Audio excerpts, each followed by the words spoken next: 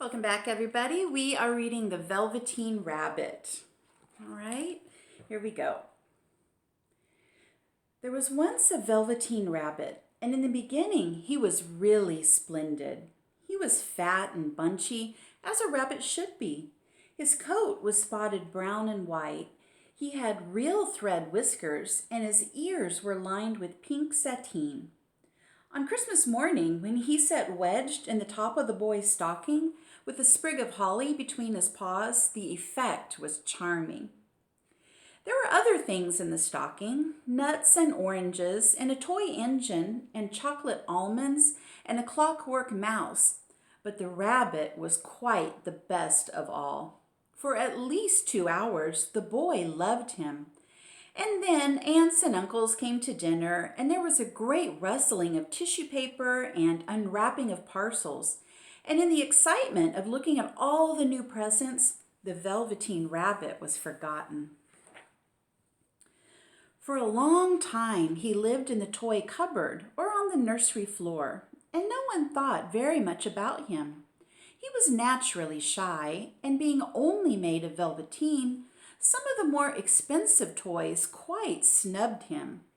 The mechanical toys were very superior and looked down upon everyone else. They were full of modern ideas and pretended they were real. The model boat, who had lived through 2 seasons and lost most of his paint, caught the tone from them and never missed an opportunity of referring to his rigging in technical terms. The rabbit could not claim to be a model of anything, for he didn't know that real rabbits existed. He thought they were all stuffed with sawdust like himself, and he understood that sawdust was quite out of date and should never be mentioned in modern circles. Even Timothy, the jointed wooden lion, who was made by the disabled soldiers and should have had broader views, put on airs and pretended he was connected with government.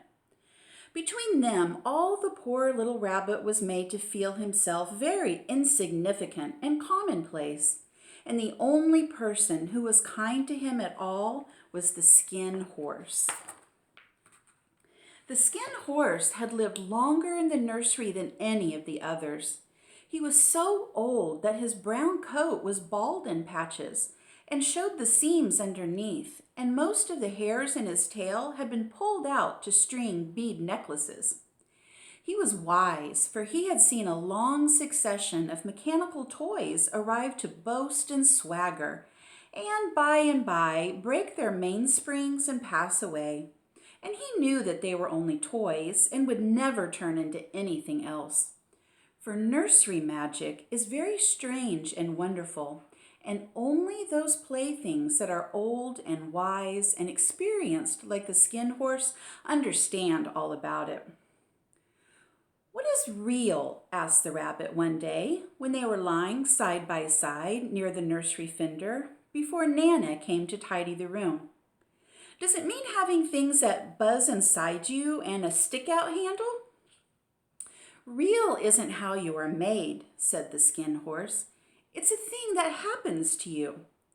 When a child loves you for a long, long time, not just to play with, but really loves you, then you become real." "Does it hurt?" asked the rabbit. "Sometimes," said the skin horse, for he was always truthful. "When you are real, you don't mind being hurt." "Does it happen all at once, like being wound up?" he asked, "or bit by bit?" "It doesn't happen all at once," said the skin horse. "You become. It takes a long time. That's why it doesn't happen often to people who break easily, or have sharp edges, or who have to be carefully kept. Generally, by the time you are real, most of your hair has been loved off, and your eyes drop out, and you get loose in the joints and very shabby.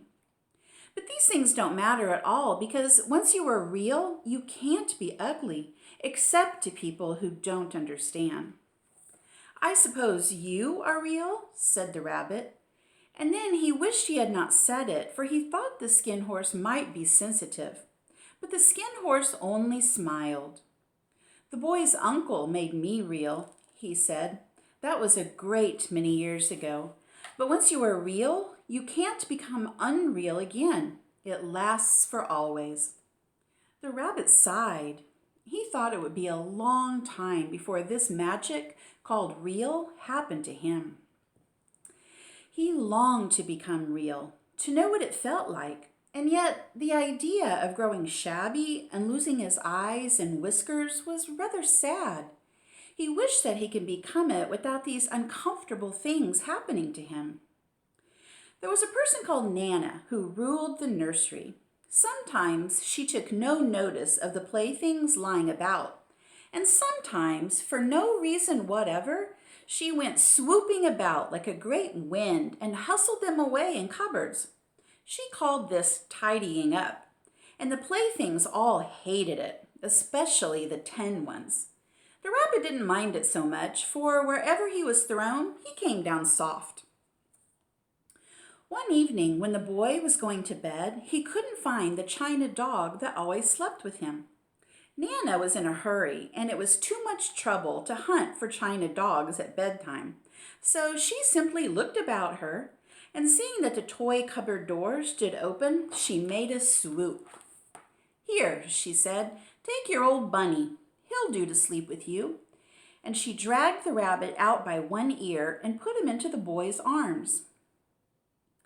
That night, and for many nights after, the Velveteen Rabbit slept in the boy's bed. At first, he found it rather uncomfortable, for the boy hugged him very tight, and sometimes he rolled over on him, and sometimes he pushed him so far under the pillow that the rabbit could scarcely breathe. And he missed, too, those long moonlight hours in the nursery when all the house was silent, and his talks with the skin horse. But very soon he grew to like it, for the boy used to talk to him and made nice tunnels for him under the bedclothes that he said were like the burrows the real rabbits lived in. And they had splendid games together in whispers when Nana had gone away to her supper and left the nightlight burning on the mantelpiece. And when the boy dropped off to sleep, the rabbit would snuggle down close under his little warm chin and dream, with the boy's hands clasped close around him all night long. And so time went on, and the little rabbit was very happy, so happy that he never noticed how his beautiful velveteen fur was getting shabbier and shabbier, and his tail coming unsewn, and all the pink rubbed off his nose where the boy had kissed him. Spring came, and they had long days in the garden, for wherever the boy went, the rabbit went too. He had rides in the wheelbarrow and picnics on the grass and lovely fairy huts built for him under the raspberry canes behind the flower border. And once, when the boy was called away suddenly to go out to tea, the rabbit was left out on the lawn until long after dusk. And Nana had to come look for him with the candle because the boy couldn't go to sleep unless he was there. He was wet through with the dew and quite earthy from diving into the burrows the boy had made for him in the flower bed, and Nana grumbled as she rubbed him off with a corner of her apron. "You must have your old bunny," she said. "Fancy all that fuss for a toy." The boy sat up in bed and stretched out his hands. "Give me my bunny," he said. "You mustn't say that. He isn't a toy. He's real." When the little rabbit heard that, he was happy, for he knew that what the skin horse had said was true at last. The nursery magic had happened to him, and he was a toy no longer. He was real. The boy himself had said it. That night, he was almost too happy to sleep, and so much love stirred in his little sawdust heart that it almost burst. And into his boot-button eyes that had long ago lost their polish, there came a look of wisdom and beauty, so that even Nana noticed it next morning when she picked him up and said, "I declare if that old bunny hasn't got quite a knowing expression." That was a wonderful summer. Near the house where they lived, there was a wood, and in the long June evenings, the boy liked to go there after tea to play. He took the Velveteen Rabbit with him, and before he wandered off to pick flowers or play at brigands among the trees, he always made the rabbit a little nest somewhere among the bracken where he would be quite cozy, for he was a kind-hearted little boy and he liked Bunny to be comfortable. One evening, while the rabbit was lying there alone, watching the ants that ran to and fro between his velvet paws in the grass, he saw two strange beings creep out of the tall bracken near him. They were rabbits like himself, but quite furry and brand new. They must have been very well made, for their seams didn't show at all, and they changed shape in a queer way when they moved. One minute they were long and thin, and the next minute fat and bunchy, instead of always staying the same like he did. Their feet padded softly on the ground, and they crept quite close to him, twitching their noses, while the rabbit stared hard to see which side the clockwork stuck out, for he knew that people who jump generally have something to wind them up, but he couldn't see it. They were evidently a new kind of rabbit altogether. They stared at him, and the little rabbit stared back, and all the time their noses twitched. "Why don't you get up and play with us?" one of them asked. "I don't feel like it," said the rabbit, for he didn't want to explain that he had no clockwork. "Ho," said the furry rabbit, "it's as easy as anything." And he gave a big hop sideways and stood on his hind legs. "I don't believe you can," he said. "I can," said the little rabbit. "I can jump higher than anything." He meant when the boy threw him, but of course he didn't want to say so. "Can you hop on your hind legs?" asked the furry rabbit. That was a dreadful question, for the Velveteen Rabbit had no hind legs at all. The back of him was made all in one piece, like a pincushion. He sat still in the bracken and hoped that the other rabbits wouldn't notice. "I don't want to," he said again. But the wild rabbits have very sharp eyes, and this one stretched out his neck and looked. "He hasn't got any hind legs," he called out. "Fancy, a rabbit without any hind legs!" And he began to laugh. "I have!" cried the little rabbit. "I have got hind legs. I'm sitting on them." "Then stretch them out and show me, like this," said the wild rabbit. And he began to whirl around and dance till the little rabbit got quite dizzy. "I don't like dancing," he said. "I'd rather sit still."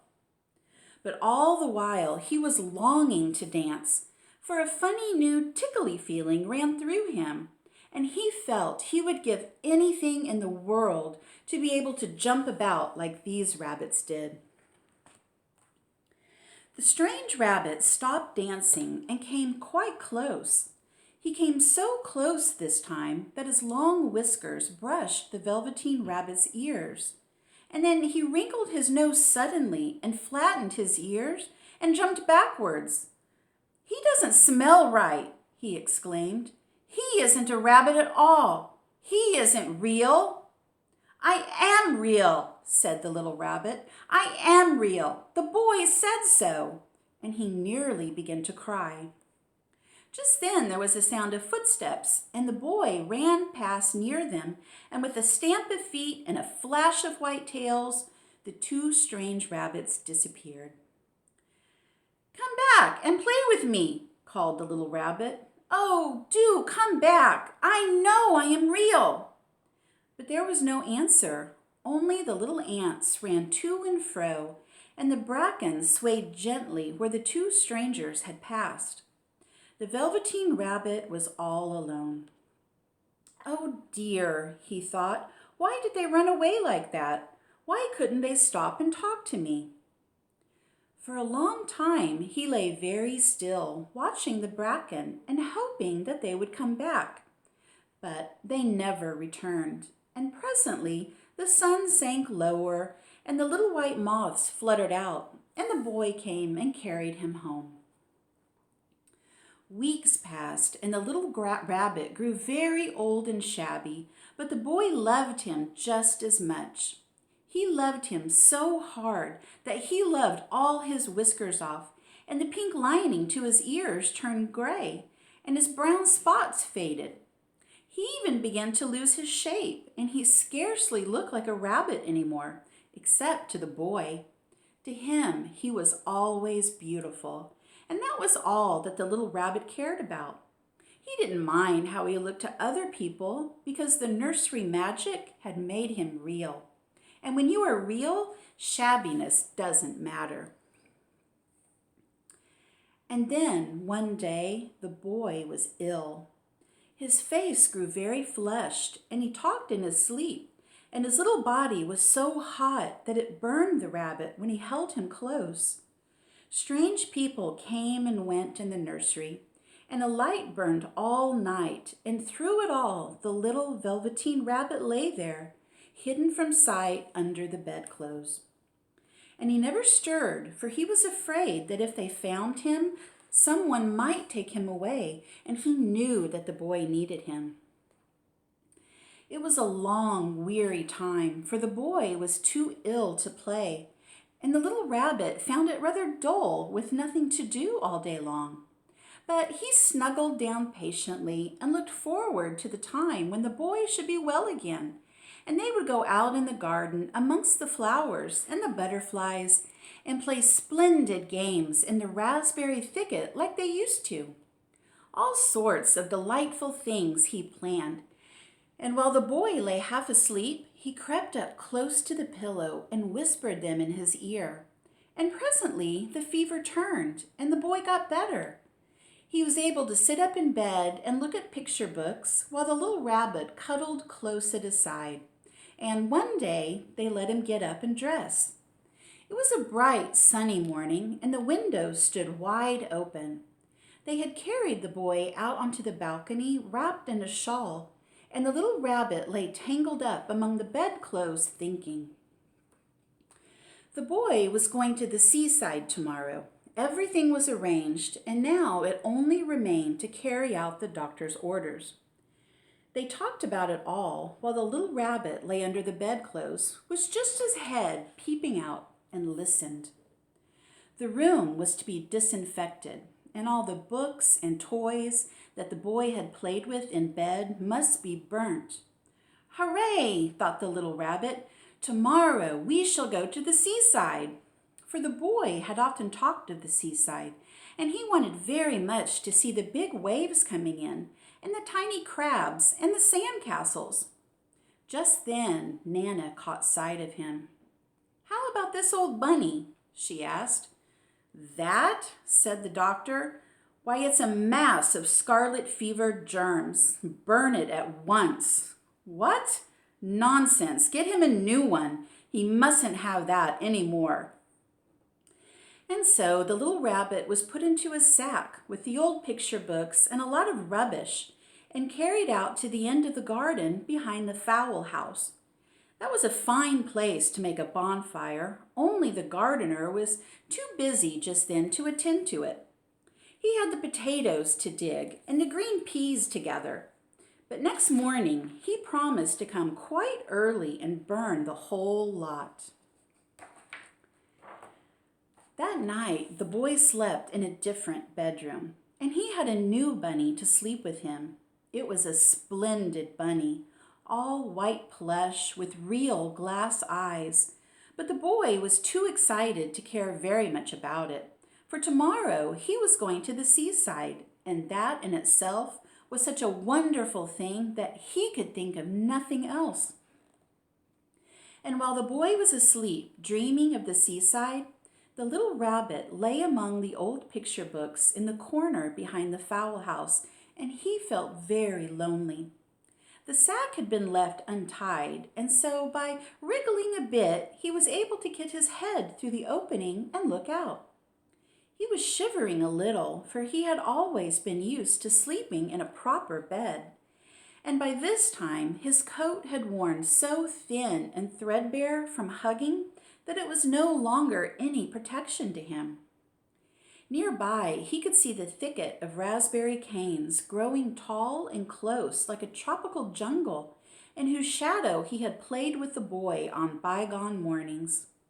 He thought of those long sunlit hours in the garden, how happy they were, and a great sadness came over him. He seemed to see them all pass before him, each more beautiful than the other. The fairy huts in the flower bed, the quiet evenings in the wood when he lay in the bracken and the little ants ran over his paws. The wonderful day when he first knew that he was real. He thought of the skin horse, so wise and gentle, and all that he had told him. Of what use was it to be loved and lose one's beauty and become real if it all ended like this? And a real tear, trickled down his little shabby velvet nose and fell to the ground. And then a strange thing happened. For where the tear had fallen, a flower grew out of the ground, a mysterious flower, not at all like any that grew in the garden. It had slender green leaves, the color of emeralds, and in the center of the leaves, a blossom like a golden cup. It was so beautiful that the little rabbit forgot to cry and just lay there watching it. And presently the blossom opened, and out of it there stepped a fairy. She was quite the loveliest fairy in the whole world. Her dress was of pearl and dewdrops, and there were flowers around her neck and in her hair, and her face was like the most perfect flower of all. And she came close to the little rabbit and gathered him up in her arms and kissed him on his velveteen nose that was all damp from crying. "Little rabbit," she said, "don't you know who I am?" The rabbit looked up at her, and it seemed to him that he had seen her face before, but he couldn't think where. "I am the nursery magic fairy," she said. "I take care of all the playthings that the children have loved. When they are old and worn out and the children don't need them anymore, then I come and take them away with me and turn them into real." "Wasn't I real before?" asked the little rabbit. "You were real to the boy," the fairy said, "because he loved you. Now you shall be real to everyone." And she held the little rabbit close in her arms and flew with him into the wood. It was light now, for the moon had risen. All the forest was beautiful, and the fronds of the bracken shone like frosted silver. In the open glade between the tree trunks, the wild rabbits danced with their shadows on the velvet grass. But when they saw the fairy, they all stopped dancing and stood round in a ring to stare at her. "I've brought you a new playfellow," the fairy said. "You must be very kind to him and teach him all he needs to know in Rabbitland, for he's going to live with you forever and ever." And she kissed the little rabbit again and put him down on the grass. "Run and play, little rabbit," she said. But the little rabbit sat quite still for a moment and never moved. For when he saw all the wild rabbits dancing around him, he suddenly remembered about his hind legs, and he didn't want them to see that he was made all in one piece. He did not know that when the fairy kissed him that last time, she had changed him altogether. And he might have sat there a long time, too shy to move, if just then something hadn't tickled his nose, and before he thought what he was doing, he lifted his hind toe to scratch it. And he found that he actually had hind legs. Instead of dingy velveteen, he had brown fur, soft and shiny. His ears twitched by themselves, and his whiskers were so long that they brushed the grass. He gave one leap, and the joy of using those hind legs was so great that he went springing about the turf on them, jumping sideways and whirling around as the others did. And he grew so excited that when at last he did stop to look for the fairy, she had gone. He was a real rabbit at last, at home with the other rabbits. Autumn passed, and winter, and in the spring, when the days grew warm and sunny, the boy went out to play in the wood behind the house. And while he was playing, two rabbits crept out of the bracken and peeped at him. One of them was brown all over, but the other had strange markings under his fur, as though long ago he had been spotted, and the spots still showed through. And about his little soft nose and his round black eyes, there was something familiar, so that the boy thought to himself, "Why, he looks just like my old bunny that was lost when I had scarlet fever." But he never knew that it really was his own bunny, come back to look at the child who had first helped him to be real. I'm sorry, that part always makes me cry a little bit. So, that is the end of the Velveteen Rabbit. That is probably one of my most favorite books of all time, and I hope that you guys enjoyed it. So thanks for listening, and I'll see you next time. Bye, everyone.